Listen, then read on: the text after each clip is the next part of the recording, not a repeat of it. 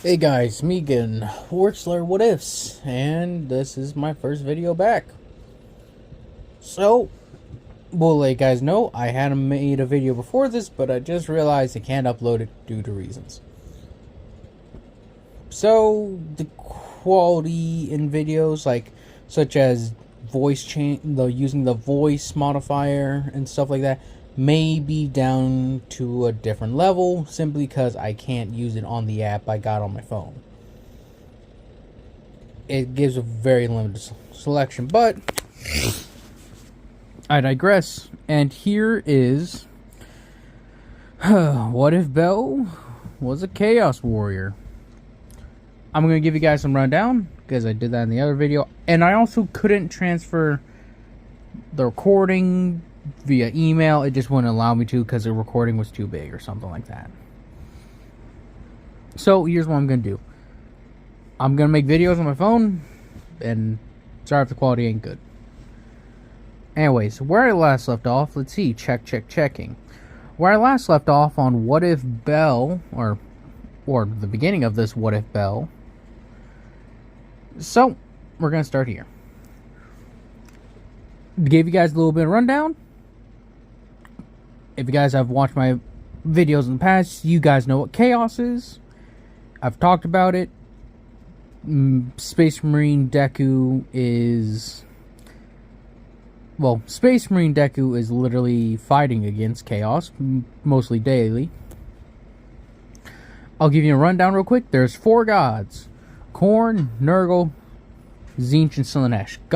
Khorne, god of war, blood, and honor. Nurgle, god of life, decay, and plagues. Tzeentch, god of knowledge, god of knowledge and schemes. There's a third one, I think. And then Slaanesh, god of excess, joy, and I think not happiness, not really, but I'll put joy. So, essentially think this. If you could think of like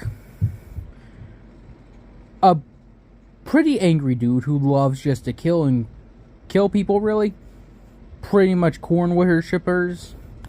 Nurgle, they love spreading plagues. They also call him Grandfather Nurgle because he's one of the nicer of the gods. He's just gross. Tzeentch is a tricky bastard who will have plans within plans within plans. And he's just very complicated. And Slaanesh, any of her worshippers are drug addicts, rapists, a whole other load of creatures.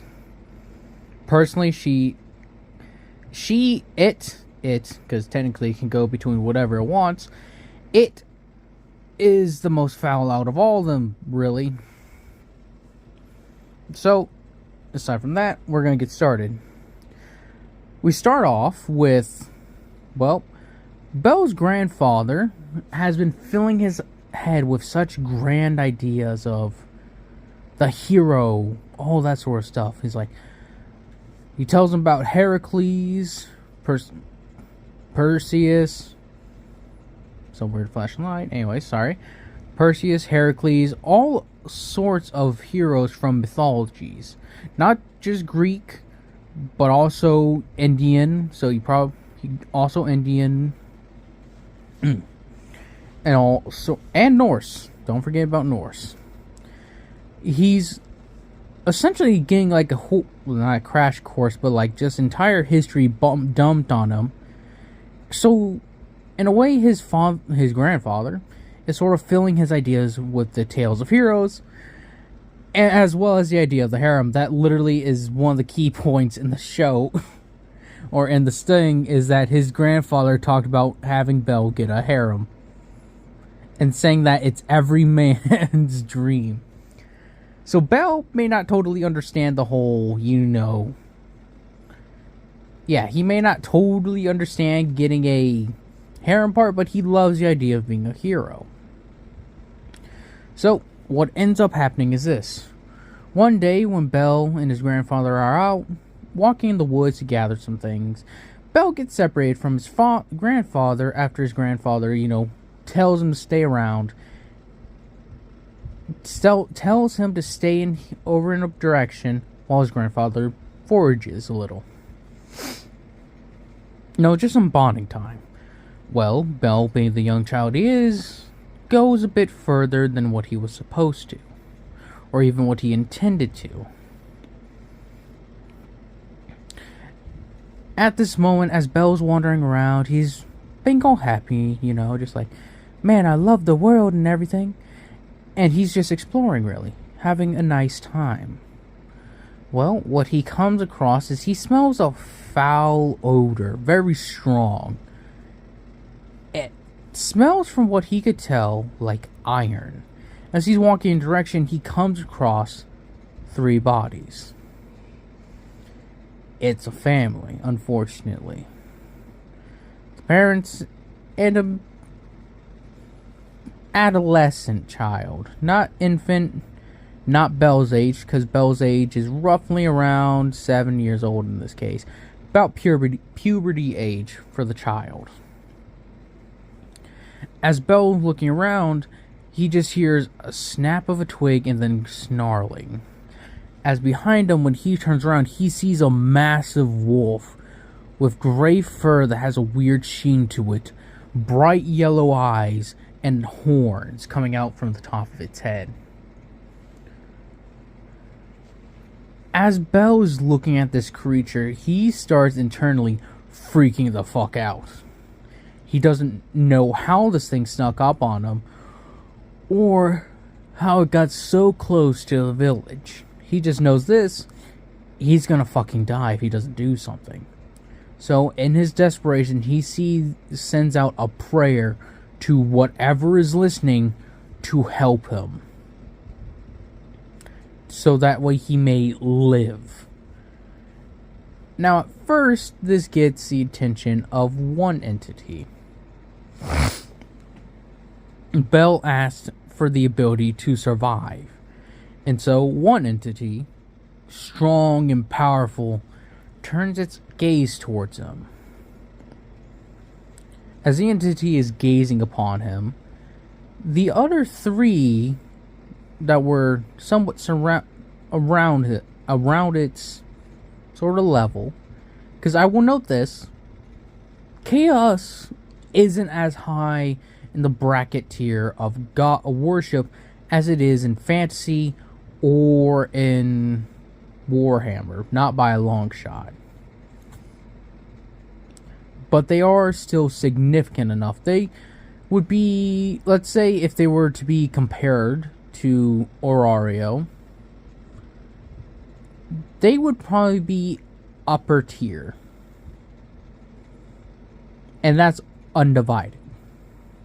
The problem is with how self-destructive they are, that could lead to them being a mixed bag. Sometimes they would be up the highest or the lowest. It really just depends. But as this is going on, the 3 other entities notice that really the strongest of them turned his attention away from a ensuing battle that he rarely ever does. For he loves blood, slaughter, and combat more than anything. So for something to grab his attention so is intriguing to them. So one by one, their attention is turned to him. Schemes are a little bit left uncontrolled. A few plagues are left untended. And a few, let's call them shows, have had their interest lost in them, and sort of start, doing what they do, which is devolving onto themselves because they don't feel their master's presence on them anymore. So some of them are freaking out, like, where the fuck did they go, and etc.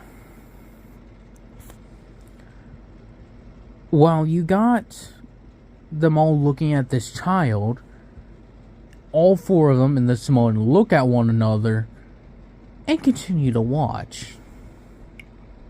They don't know why in particular, but this child's plead had, for some reason, a very alluring feeling.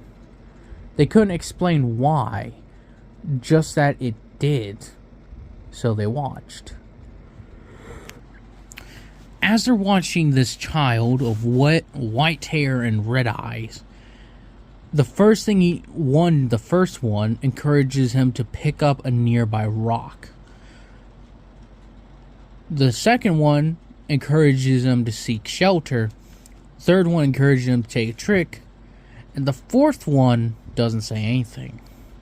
It merely watches and listens and tries to peek inside of what's inside the child's heart.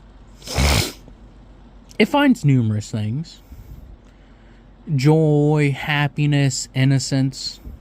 Such things it typically loves seeing corrupted, but in this case it feels the want for glory and for such honors to be bestowed upon him that would come with the title of a hero.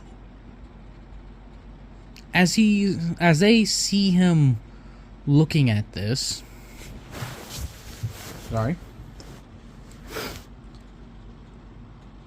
each of them find their own reason to really want to see where this child goes. So each of them concoct their own individual plans to get them on their side. One thinks of orchestrating a battle that would show the child the weakness of sort of living such a lifestyle he is. One shows him how life is so frail that it continues to wither and rot, but can be brought back due to his wonderful gifts. The other one constructs such a convoluted scheme, it seems that it would go nowhere. But the fourth one sort of offers and shows the other three what this child wants. They, of course, have no issue in allowing this child to pursue such a dream. The other four, maybe not so much. Though, of course, in his eyes, in Belle's eyes at this moment, these entities mean nothing, as he feels that there's nothing here. Nothing coming to save him. So he picks up a rock and starts slowly backing up, trying to make sure the wolf, or whatever else this creature is, always stays in his direct line of sight. As he's backing up slowly, just bit by bit, he waits, and then the wolf tries to lunge at him for the first time, and Belle throws his rock right at the eye. As it hits, the wolf tumbles down and goes to rub its eye. This rock was a pretty jagged one, so it hurts the eye a bit and allows Belle to run away. As Belle is running, the creature doesn't take long before it recovers. He just showed a bit of a schemish side. A rock to the eye is pretty low when it comes to being having that little bit of cunning, but it does intrigue one of the entities. Then he dives underneath a tree. This tree has, in a way, where it's sort of up off the ground, where its roots support it, and Belle can get underneath there. As Belle is able to get underneath there thanks to his size, the wolf instead has to try to lunge in and start tearing and ripping at the roots. Belle, in this case, found some shelter to keep him safe. As the entities are going back and forth with their incessant arguing, the beast is slowly but surely getting closer and closer. Each time it rips out a root, it gets just a little bit closer to Belle before it can almost grab him. Belle, in this case, sees right next to him a very, very sharp stick. As the next time the beast lunges, he goes forward and confronts it directly. Instead of trying to run away, he runs forward, grabs onto it to the best of his ability, and jams that stick right into its eye socket. And doesn't just stab it in, he starts wrenching it around trying to do something. This time, the creature really howls in pain. Belle calls it a howl, but it's more like demonic screeching. Such horrible noise upon his ears that it actually bleeds a little. As Belle finishes, he throws a stick, sort of leaves the stick jammed in there, and starts to run away again. Though Belle did not come unscathed in that conflict, he has a few bite marks and a few claw marks, some on his leg, and the bite marks are on his arm. Thankfully, the creature wasn't able to fully grab him, though he did lose a bit of a joint on one of his fingers when the beast snapped and he wasn't quick enough to pull his whole hand away. It took his ring finger on his left hand, or at least a portion of a joint. As Belle wrenches his hand away and runs, doing the best he can think of to try and hurt it. This got the first entity's attention as he roars with excitement, saying that is how a warrior must fight. Forward, directly, and in glorious melee combat.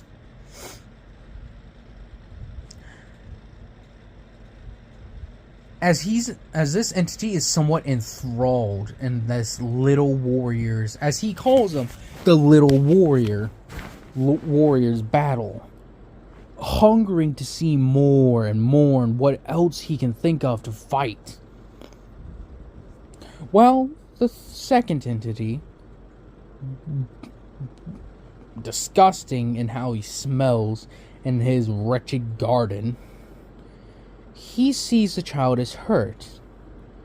And so he sends a little bit of a small blessing. As the child was running away, he sent some bugs.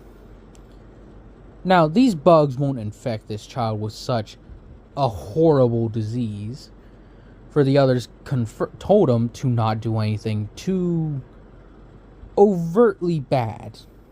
But what these insects did do is release, as they got on him, Belle could tell that they didn't want to hurt him. But what they did do was give him a bit of a sting. But when they stung him, he didn't feel any more pain. What happened is that they numbed it severely, to where he couldn't even tell he had lost part of a digit or he had claw marks in his legs. He thanks the bugs and thanks them and whoever sent them. A bit of a prayer, if you would. Belle is kind of confused, because in that time when he took a moment to look at the wolf and throw the rock, he doesn't know where that thought came from, it just did. And when he got the courage to literally wrestle with this demon wolf, and actually had a little bit more strength to wrestle with a demon wolf and stab it in the eye, he had no idea where that came from. And finally, the third one, these insects came out of nowhere and helped him. He doesn't know who, but something clearly answered his prayers, and he is thankful for them and offers them up a prayer. And he offers, as far as he could tell, what would be one entity help. Though he does not know its name, he offers each, or in a way, this singular player goes to each of them, except for the fourth one. For as far as it can tell, or as far as they can really tell, it hasn't really helped them. Not yet, at least. Really, it doesn't have anything to offer him as of yet. Sorry.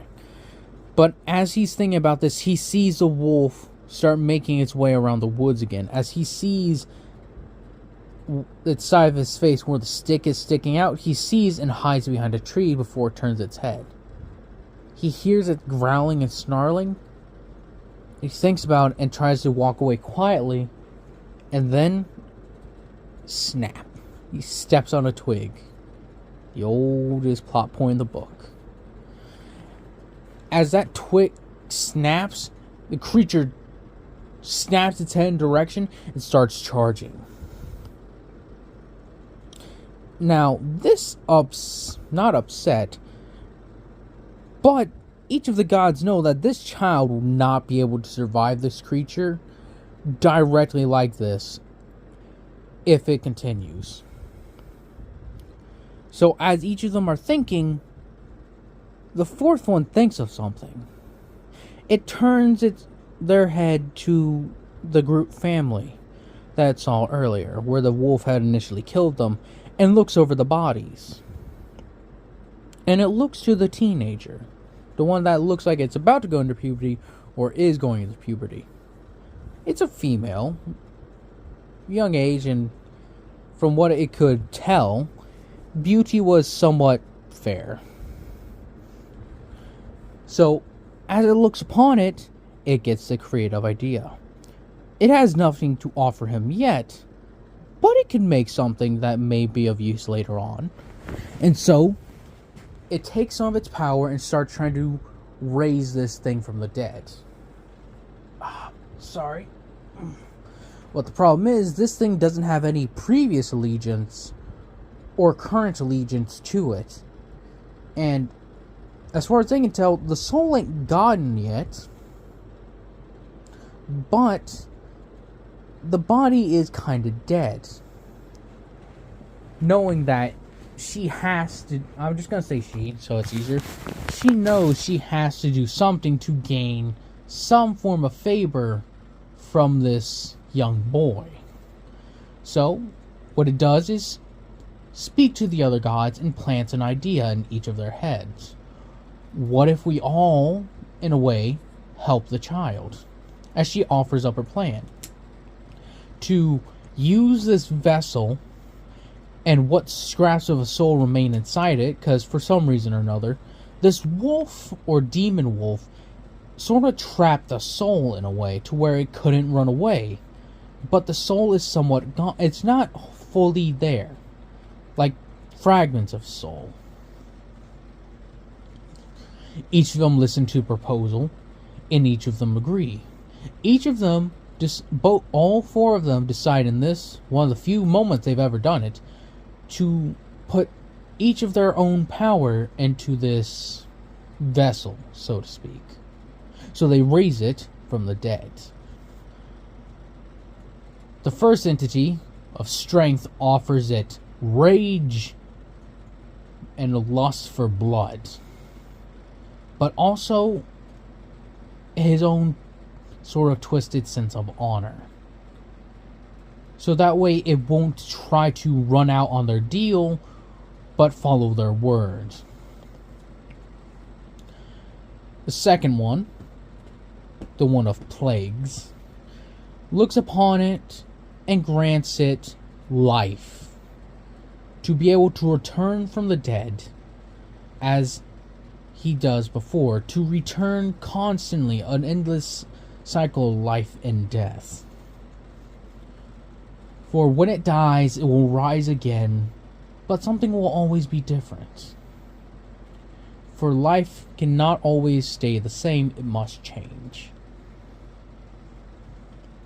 While also giving it an ability to inflict a type of harm upon others who try to eat it. A weird way of giving a blessing, but it is maybe useful in the future.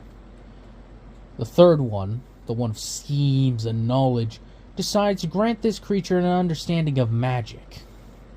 So that way, it may help this child that will become its own lord, or leader in a way.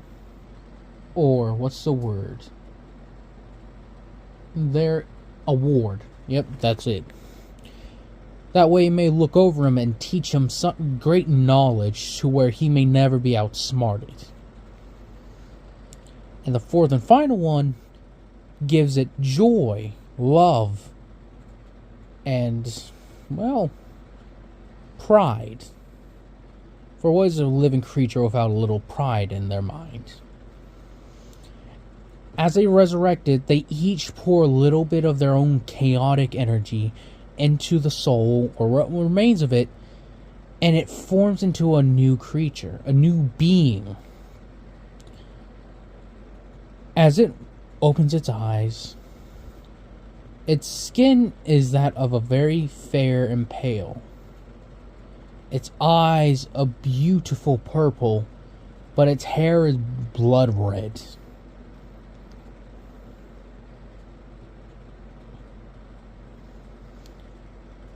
As she opens her eyes and looks around, she sees the two bodies next to her, and she has a faint idea of what they are, but not who. But as she's looking around, she sees the blood. She sees the blood on her clothes. But as she's doing this, she hears 4 voices that speak in unison. Find the child with white hair and red eyes, and serve him well. As she tries to question it, but before she could, she feels a shift.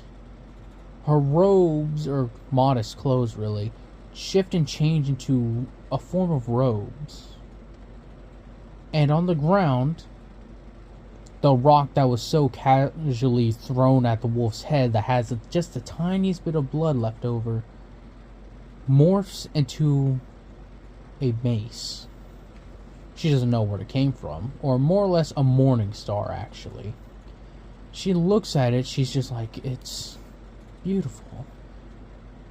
But she has no idea how to use a weapon, and she questions inside her head, and then feels an urge to move in a certain direction. And so she does. She doesn't know why or how, but she does it so anyways.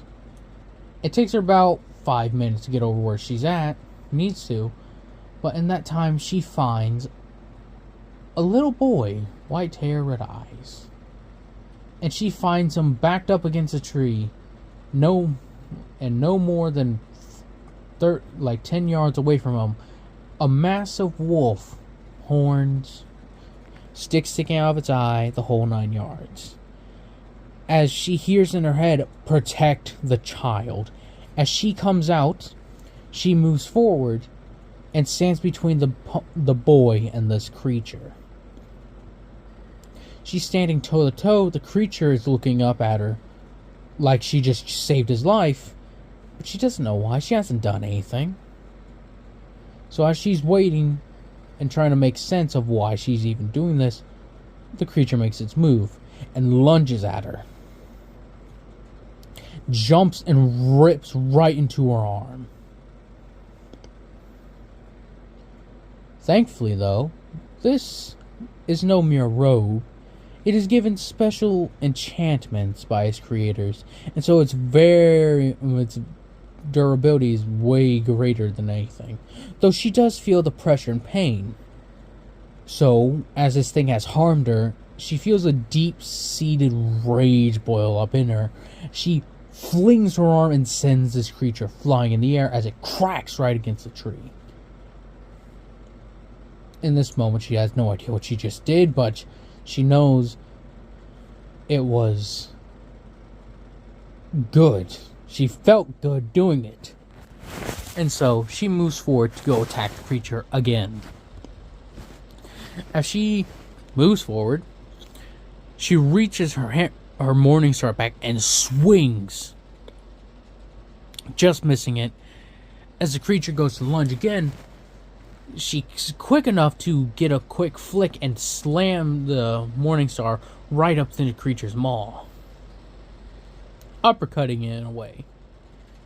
And as it's going back and forth, she sees in a moment where she goes to attack, and a little glimpse of the future comes into her mind.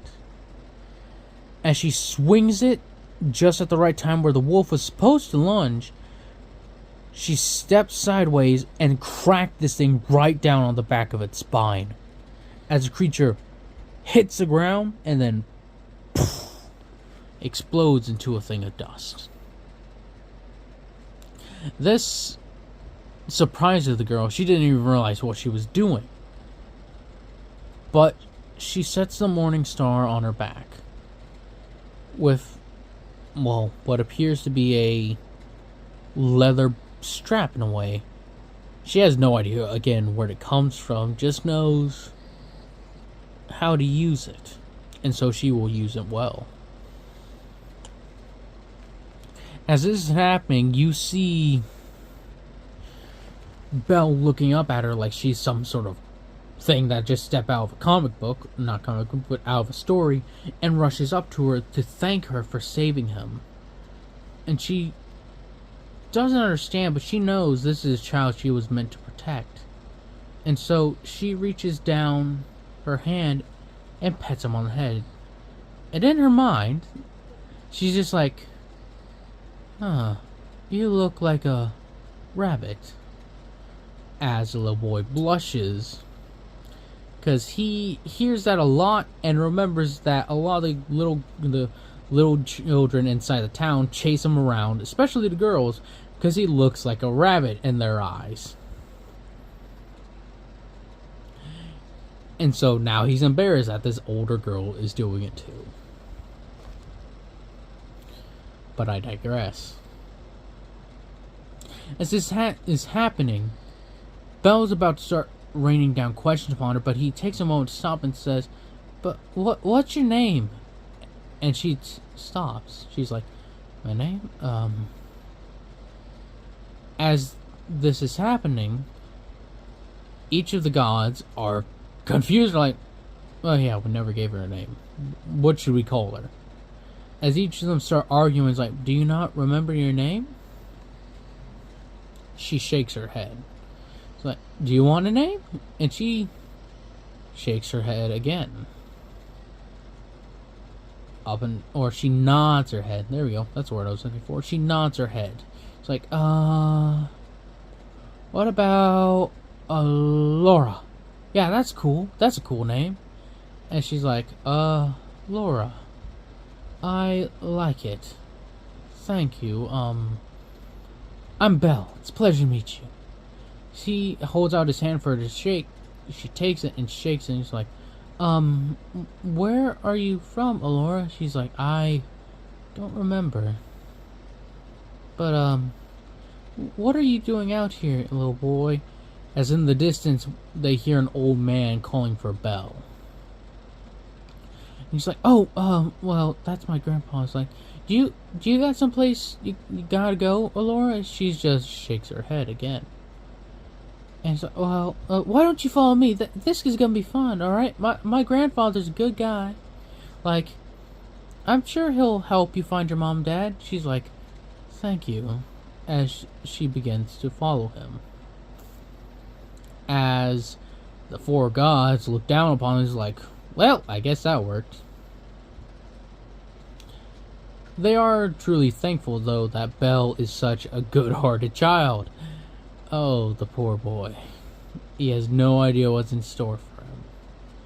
And each of the gods let out a sinister chuckle as they look upon this, knowing that this child holds immense potential, and they can't wait to see what he does. But that is where I'm going to be ending this one off at. Anyways, I hope you guys have enjoyed this slight return. I hope you guys will continue to enjoy this, and I hope you guys if you guys have any feedback, let me know. And thanks for watching. So I hope you guys have a nice day, nice night, nice life.